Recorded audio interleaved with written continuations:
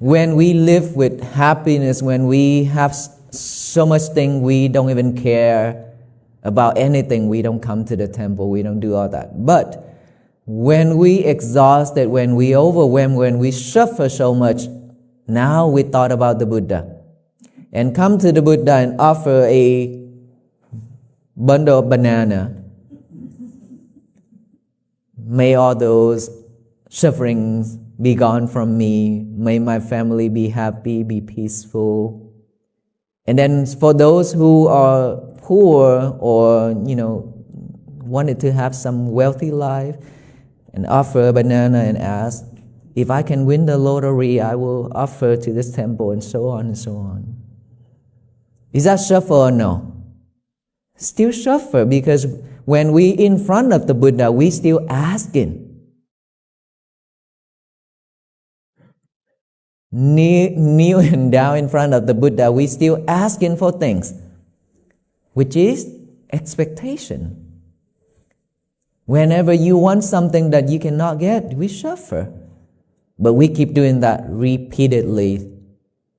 That is our life. That is the way of living. That is why we suffer.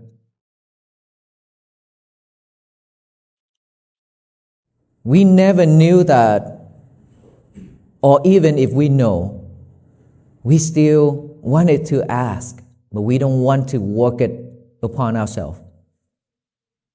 But the Buddha said, no one can give us anything. The Buddha cannot give us anything. What he can give is, here's the light. This light, this torch.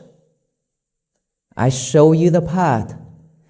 This path will lead us to nirvana, happiness. This path will lead us to suffering, dangerous. Whichever path we want to walk on, that's our own choice, right? He cannot drag us along. But He showed us the path, the light already. We have to make our own torch for us to see the way to walk. It means that we need to practice to gain wisdom. Without practicing mindfulness to gain wisdom, for wisdom to arise, we have to practice diligently. What we lack in this life is practicing, because we are too busy. We are too busy chasing. That's why we left behind so much wonderful things, which is the Buddha already taught, mindfulness.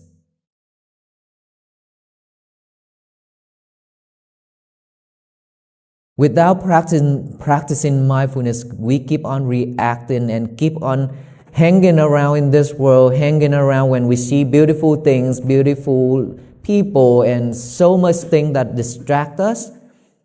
Whenever we are not mindful, we always catch. Those distractions will catch us, and then we stop and then hang around with it and live with this life until we suffer, until we lost all those, and then we suffer again and again. After so much suffering, and then we be able to stand up and walk again, we start to go back to the old route. Start doing the same thing, and then we fall down again and suffer again and cry again. That is how we torture ourselves. We never love ourselves enough. When we say we love beings, we love the people around us, we love our husband and wife and kids, those are not really true. Because we cannot love ourselves, there's no love towards the others. Whenever you can love yourself, then you can love the others. In America, the saying "I love you" is so randomly, it's just a habit already. Whenever you walk out the house, "I love you, Mom," "I love you, Dad," so on and so on. That became a habit. It doesn't mean anything. Is that right? That's just a saying. Now, if we want to have a true love, we have to start practice to love ourselves more than anyone else, because no one in this world loves you more than yourself. And we didn't love us enough because we always torture ourselves. We always push us down to the bottom of the earth. Whenever we live with unwholesome thoughts, that is not love. When you always react by saying unwholesome words, that is not love yourself. Whenever things happen, you always react with actions. That is not love. We are pushing ourselves down, because all those will create karma. And karma will return to us in the near future or the next life. So we are pushing ourselves down to hell. That is why we suffer so much. And the more we do in that, the more our mind will live with defilements with our mind, because all those just keep on rising and rising and rising. Just imagine whenever you have free time, nothing to do, what's going to happen? Start to thinking about bad things. And live with bad things, bad thoughts. Is that right? We tend to think of bad things and all those unwholesome things when we are free, when we are alone. And then every day when we live like that, how can we have a peaceful day? How can we be happy? We cannot. It's very difficult. Therefore, the Buddha already taught us, show us the path how to live peacefully and happily by practicing mindfulness. Mindfulness practicing is within our breath. It's nothing far away. It's nothing out there. It's within this body and mind. If we be able to add the awareness to each and every breath we made, that is mindfulness. That is how you live with peace. We are breathing every second to keep us alive, but we just breathe to survive. We never know, barely knowing that you have a long breath, you have a short breath, things like that. Just breathe because that become a habit already. No automatically breathing, right? We never pay attention to it. Now we have to pay attention to each and every breath we made in and out. With the breath going in, if you cannot see it, you're not aware of that breath, then we will go back to the old day again. That is why we need to be aware of each breath going in and out. This is the way to practice mindfulness. When you breathe in, aware of that breath going in, touching this nostril or the upper lip. When you breathe out, aware of that breath going out. Now, that monkey mind will jump, will pop up, right? The monkey mind is always there, regardless of when you're sitting down to breathe or not. It's just one within that much, 1 second is millions and millions of thoughts, rising and falling rapidly that we cannot see it. And then when we are so busy with our life, we cannot see those as well because we are too busy. Now when we sit down and relax, just pay attention to the breathing And now that you can see the thought when it's pop up, most of the time when we see the thought pop up, we try to push it away. We try to not to think about it, not to follow it. But the more we try to do that, the more we suffer, because we cannot do that. That is why mindfulness is to aware of that thought, observe that thought, acknowledge that you have a thought, and then come back here. The basic way that I will show, which is to acknowledge, to observe that thought, acknowledge of that thought by saying silently, thought, come back here. Later on, when you already practiced long enough, you don't need to do that. All you need to do is just observe it, and it will go by itself. Observe when it comes and it goes. But for us to have a new habit, because we don't have this habit yet, the habit of bringing our mind back to this present moment, here and now. That is why we need to focus, knowing that the breath going in and out, and then the thought pop up. We know that we have a thought, acknowledge it, come back here. Keep bringing our concentration, our mind back here to this present moment, which is breathing in and out. That's all we need to do. And if you hear any type of sounds, just observe that sound, acknowledge that sound, come back to the breathing again. Any type of sensation within this body, acknowledge it, observe it, acknowledge it, feeling or itchy or numb, come back here. Keep on practicing that way to bring your mind back to this present moment, because we always live with the past and the future. Keep thinking about the past and then suffer. And then we always thinking, planning for the future. That is why we don't have a present moment. And present moment is something that we live with. When we stay alive, mean this present moment. If we are not living in this present moment, it means we died already. And so every day, if we take our time, regardless of how busy we are, time is yours. You can plan it. At least 1 hour per day.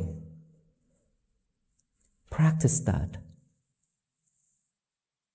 You will see how much benefits you will get when you practice mindfulness. That is a way to teach our kids to live with mindfulness as well, because nowadays technology is way too high. Every single kid having a cell phone and an iPad. Is that right? Their eyes are getting bad. Their mind is shrinking. And our mind is also shrinking because we don't use this anymore. Technology and everything. How can we help young children like 5 years, 6 years, maybe 4? How would you advise us to help them to achieve what we are looking for? I believe I talked about this bit already. We need to be clever on giving our children what they want. It's because sometimes when we are, again, we think about ourselves most of the time. When our kids cry, here, iPhone, here's iPad, go there and play. Is that right? We are showing our kids the wrong way already. A lot of parents doing that because we don't want them to bother us while we're doing the work. That is why we hand them the cell phone, the smartphone, and the iPad and tell them, okay, go ahead and play, do that and do that. We teach them the wrong way. And if we keep letting them using the iPhone and iPad every single day without limitation, There's no way that you can teach them. And if you want them to be success in the future and be more mindful in the future, we have to do it ourselves first to show them, because they look up to us. When we cannot do all that and we expect our kids to do it, I don't think it's going to work.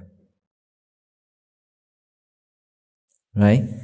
We want them to stay calm and patient and kindness and compassion, but when some things happen to ourselves, things come to ourselves and we react badly, then they remember all those. Later on, when they get older, we cannot teach them. We cannot teach them. They will not listen because they already recorded it. What happened when they saw their mom and their dad react and how to deal with things.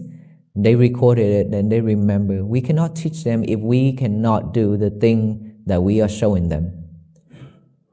So limitations, know when for them to use a phone and the iPad, and then we have to be the role model. And then I also encourage all the school system, the school to apply mindfulness meditation class into the school systems. This is what I really want and I've been fighting for, because that helps the students so much.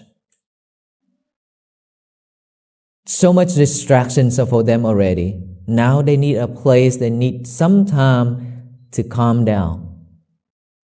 So if the school system apply this, it will be much better, because that is the future generation. That those children will be the one who rule and run the world, the country. So if they are mindful, they know how to deal with their life and their things, then they will know how to deal with this country when things come. Right? So if the school can apply and give credit to that mindfulness meditation class into the system, this world will be much better. So let us all work on that. Bante, I just don't have a Dhamma question, but I have a question regarding that Fort Worth, Texas, the meditation center that you're going to have. What type of meditation?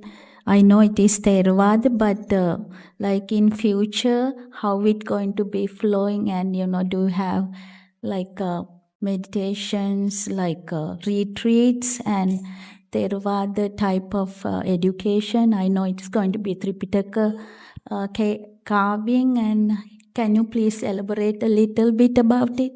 Yes, the Dhammacetiya projects that I made a vow to build is not just for sightseeing, but it's a place for research and a place to practice meditation. A big group, not just like 100, but thousands, because there's 14 acres of land. And also the place where we can learn the Tipitaka and chanting every year, every day. So this is the place where we can study and practice. And we will have more teachers to teach almost every week. That is what my goal is, to build this one, to preserve and to propagate the Buddha teaching, the Buddha Dhamma. And so now our center, we also have Vipassana class, 10-day retreats, but not that very often yet. But we are looking forward to trying to host more retreats like that at the temple right now. We've been doing that. On Tuesday, May 12, 2026, the bustling, geopolitical epicenter of the United Nations headquarters in New York City transformed into a sanctuary of profound spiritual reflection. This sacred occasion marked the commemoration of the International Day of Vesak, an event that carries the weight of history, the depth of philosophy, and the universal yearning for harmony. Celebrating the 27th anniversary of the international recognition of Vesak by the United Nations through General Assembly Resolution 54/115, the gathering honored the birth, enlightenment, and passing away of Lord Buddha. In a modern era continuously fractured by global challenges, conflicts, and socio-economic anxieties, This meaningful assembly provided the international community with a vital opportunity to pause and reflect on the universal values embodied in the Buddha's teachings. Principles such as boundless compassion, steadfast non-violence, grounded mindfulness, and the profound interdependence of all living beings are not merely ancient religious doctrines. They offer a timeless, practical framework for fostering dialogue, mutual understanding, and peaceful coexistence. These are values that resonate deeply and inextricably with the foundational objectives of the United Nations, particularly in its ongoing missions to advance sustainable development, strengthen the bonds of multilateralism, and promote an enduring global peace. It was within this grand and historic context that Venerable Bhikkhu Panyakara was profoundly honored to deliver a special address. Stepping onto this prestigious global stage, he brought forth a message that transcended cultural and national boundaries, sharing deep reflections on peace, mindfulness, and the human condition. Supported by the Permanent Mission of Sri Lanka, the Permanent Mission of Thailand, and countless dedicated individuals who made the historic moment possible, his words served as a gentle yet piercing reminder of where true peace originates. To understand the magnitude of global peace, one must first confront the reality of individual suffering, a theme that the Venerable explored with striking candor. He observed a pervasive paradox in modern human behavior, particularly in how we navigate our spiritual lives amidst the comforts of contemporary society. When we live surrounded by happiness, material wealth, and an abundance of possessions, a dangerous complacency often sets in. We become so entangled in the accumulation of things that we cease to care about the deeper dimensions of our existence. We do not seek spiritual refuge, we do not visit the temple or engage in introspection. Yet, the moment we are exhausted, when the crushing weight of modern life overwhelms us, and when we suffer intensely from loss, anxiety, or failure, we suddenly turn our thoughts toward the divine. We run to the Buddha, hastily offering a bundle of bananas or a modest gift, driven by a desperate plea. May all those sufferings be gone from me. May my family be happy and peaceful. This transactional approach to spirituality is deeply flawed.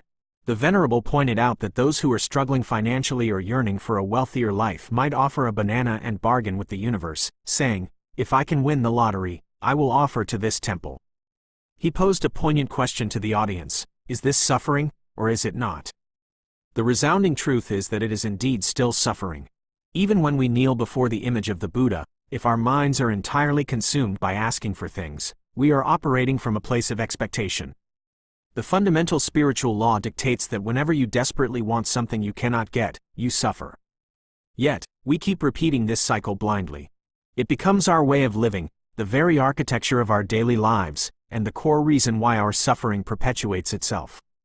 We remain trapped in a cycle of craving and disappointment, refusing to do the necessary internal work, hoping instead for an external savior to magically erase our burdens. However, the sobering and liberating truth is that no one can give us anything, not even the Buddha himself. The Buddha cannot hand us happiness, nor can he simply take away our pain. What he offers is infinitely more valuable. He offers the light. He is the ultimate teacher who holds up a torch and says, "Here is the path." He illuminates the duality of our choices, showing clearly that one path leads to the ultimate happiness and liberation of nirvana, while the other leads to further suffering and danger. Whichever path we choose to walk is entirely our own responsibility. The Buddha cannot drag us along the path of righteousness. He has already shown us the way and provided the light. We are the ones who must fashion our own torches and find the courage to walk. This journey demands rigorous practice to cultivate wisdom. Without the diligent practice of mindfulness, wisdom cannot arise. The tragedy of the modern human condition is that we severely lack this practice. We are perpetually busy, constantly chasing ephemeral goals, wealth, status, and validation. Because of this relentless pursuit, we leave behind the most wonderful, transformative tool that has already been taught, the practice of mindfulness. Without it, we live our lives in a state of constant reaction. We hang around in the material world, endlessly distracted by beautiful things, attractive people, and a barrage of sensory stimuli. Whenever we lose our mindfulness, these distractions capture us. We cling to them, build our identities around them, and live with them until we inevitably suffer when they change or disappear. We lose what we thought we owned, and so we suffer again and again. Even after enduring profound pain, when we finally manage to stand up and walk again, we inexplicably return to the same old roots. We repeat the same mistakes, fall down, and cry all over again. This relentless cycle is how we inadvertently, yet systematically, torture ourselves. At the heart of this self-inflicted torture is a profound absence of self-love. We often declare our love for those around us, our spouses, our children, our friends, but the venerable challenge the authenticity of this love. If we cannot truly love ourselves, any love we project outward is fundamentally flawed, perhaps even illusory. In American culture, for instance, the phrase, "I love you," is tossed around with casual frequency. It has become a reflex, a habit stripped of its profound gravity. People shout it as they walk out the door to go to work or hang up the phone. It becomes a mere saying that often doesn't hold the weight of genuine, unconditional compassion. True love, the kind that transforms lives, must begin with the radical practice of loving oneself more than anyone else in the world. This is not narcissism. It is spiritual necessity. Currently, we do not love ourselves enough because we constantly push ourselves down to the bottom of the earth. We allow unwholesome thoughts to take root in our minds. When we react to the world with unwholesome, bitter words, we are not loving ourselves. When adversity strikes and we react with impulsive, destructive actions, we are actively harming our own spiritual progression. Every malicious thought, word, and deed creates karma, an inescapable energy that will return to us, either in the near future or in a subsequent life. By dwelling in negativity, we are effectively pushing ourselves down into our own personal hells, which is why we experience such immense psychological and emotional agony. The more we engage in this toxic behavior, the more our minds become clouded with defilements. These impurities rise and multiply relentlessly. Imagine a moment when you finally have free time, with nothing occupying your attention. What usually happens? For an untrained mind, it immediately begins to conjure bad memories, worry about terrible scenarios, and live within a web of unwholesome thoughts. If this is how we spend our moments of solitude, how can we ever expect to have a peaceful day or live a happy life? The antidote to this pervasive suffering, the path shown by the Buddha, is the diligent practice of mindfulness, specifically anchored in the breath. Mindfulness is not a mystical state reserved for monks on mountaintops. It is an accessible, immediate reality found right here, within this very body and mind. It is the simple, yet profoundly challenging, act of adding conscious awareness to each and every breath we take. We breathe every single second to stay alive, yet we usually only breathe to survive, completely unaware of the life force flowing through us. Breathing has become an automatic, unconscious habit.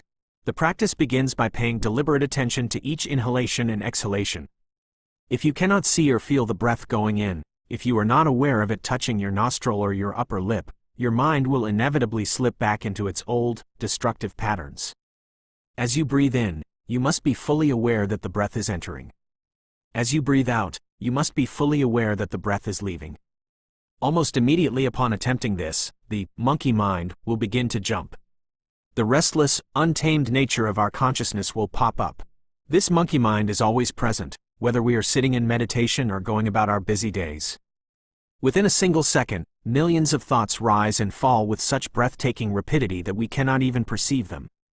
Because we are so busy with our daily lives, these thoughts dictate our moods and actions from the shadows of our subconscious.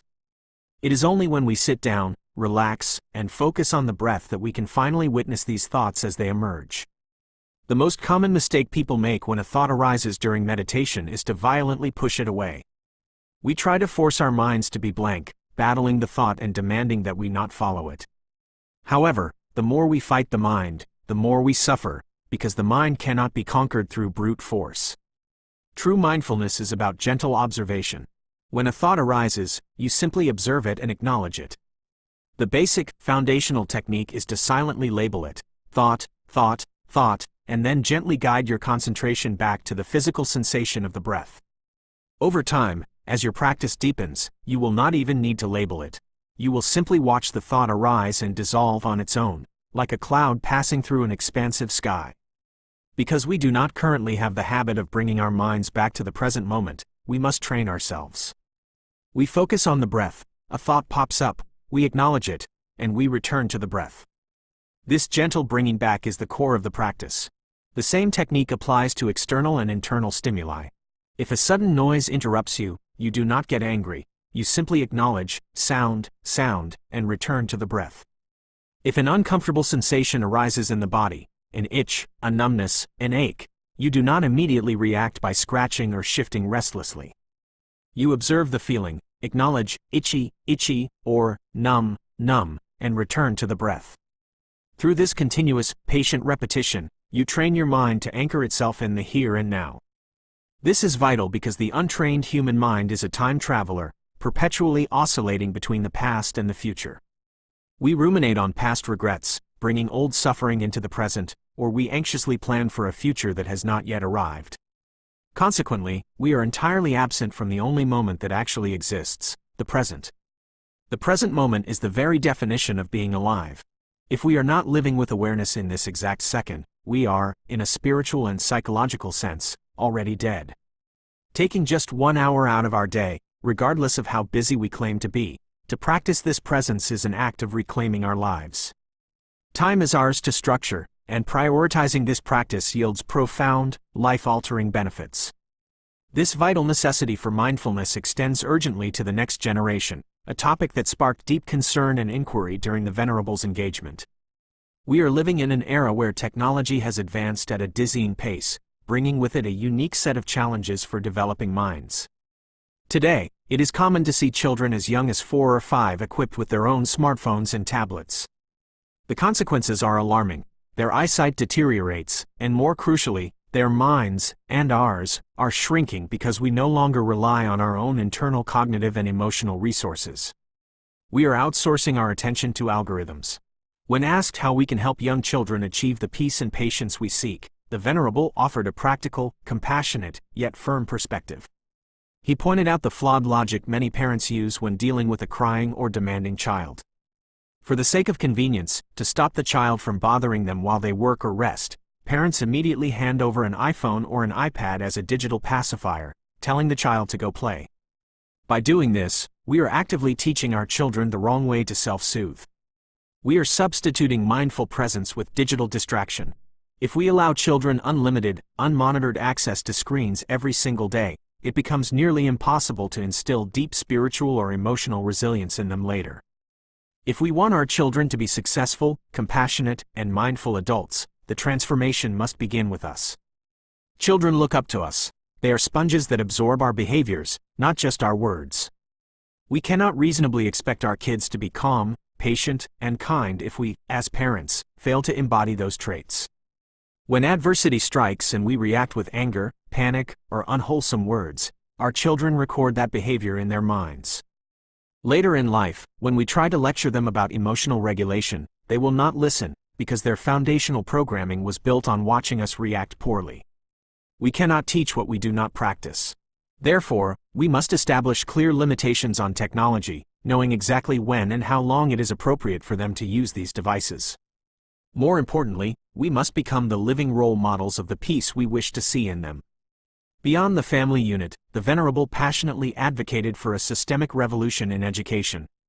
He envisions a world where the school system officially integrates mindfulness meditation classes into its curriculum. He has been a vocal advocate for this integration because modern students face unprecedented levels of distraction and anxiety. They desperately need a designated time and place to calm their nervous systems and center their minds. If schools could not only offer but give academic credit for mindfulness classes, the impact on society would be monumental. The children sitting in classrooms today are the future generation who will eventually run our businesses, formulate our laws, and lead our nations. If they are equipped with the tools of mindfulness, they will know how to navigate their internal landscapes when crises arise, which means they will be infinitely better prepared to govern and guide this country with wisdom and compassion rather than reactivity and fear. To create a physical infrastructure for this massive shift in consciousness, Venerable Panyakara elaborated on the visionary Dhammagiri project taking root in Texas. This endeavor is not merely about building a beautiful temple for occasional sightseeing. It is a sprawling, 14-acre sanctuary designed specifically for deep spiritual research and large-scale meditation practice. The vision is to accommodate not just dozens, but thousands of practitioners seeking refuge from the noise of the modern world. It will serve as a vital educational hub where the ancient Tipitaka, the foundational Pali Canon of Theravada Buddhism, can be studied, preserved, and chanted daily. The center will host a continuous rotation of knowledgeable teachers to guide the community week after week. It is a monument dedicated to the preservation and active propagation of the Buddha Dhamma. While the current center already hosts 10-day Vipassana retreats, the goal of the Dhammagiri project is to expand this capacity exponentially, offering these intensive, life-changing immersions on a much more frequent basis. It is a bold, necessary step toward grounding the ancient wisdom of the East into the very soil of the West, providing a permanent home for those seeking to do the hard work of inner transformation. The profound impact of this message is not theoretical. It is vividly reflected in the lived experiences and heartfelt responses of those who have encountered the Venerable's teachings. The audience's reactions form a tapestry of human healing and awakening. Listeners like Suzanne de Maria found an anchor in his words during the most devastating of times, sharing that the recent passing of her mother was made bearable because of the teachings of mindfulness and peace, allowing her to find genuine moments of serenity amidst deep grief. Others, like Shemali Fernando, testified to a complete life transformation. By applying the Dhamma, she shifted from a state of reactivity to becoming a genuinely happy person, a change that radiated outward to bring peace to her entire family. She noted that when the family is at peace, she possesses more energy, and whenever the urge to react angrily arises, she remembers the teachings, stopping the cycle of karma in its tracks. Observers like Elaine Couer and Lavania Michelle Harper praised his inclusive, ever-evolving message that reaches across diverse backgrounds and ideologies, making him, in the eyes of many, a figure truly worthy of a Nobel Peace Prize. The teachings also challenged and engaged the intellect of the audience. Listeners like Sylvan Souls and Leal Ganawansha echoed the core realization that while the Buddha can point the way, the rigorous practice of living in the present moment is an inescapable personal responsibility.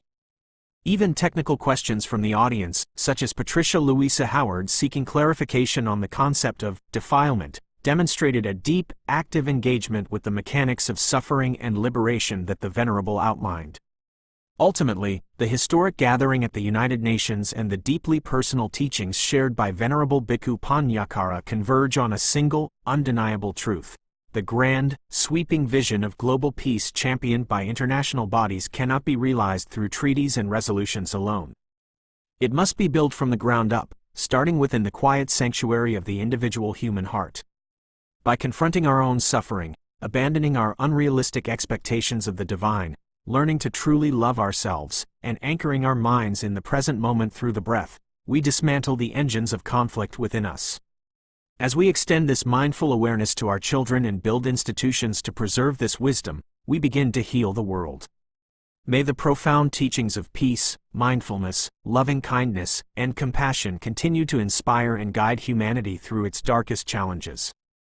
May we all find the courage to light our own torches, walking the path of wisdom, so that all beings may truly be well, happy, and at peace.